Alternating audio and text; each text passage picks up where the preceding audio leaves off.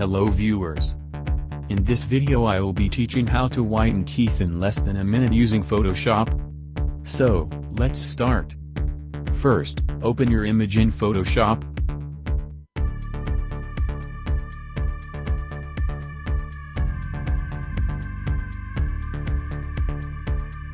Now add a hue and saturation layer. Here, select the yellow color option. Now reduce the saturation. Increase the lightness.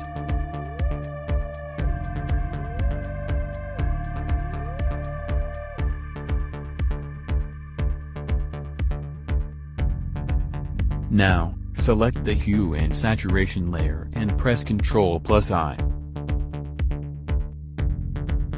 Select the brush tool and start painting over the teeth.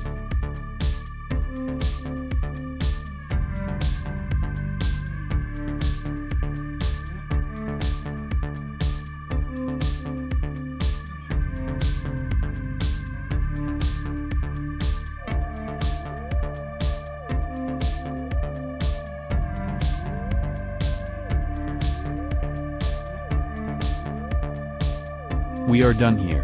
Let's have a look at final output.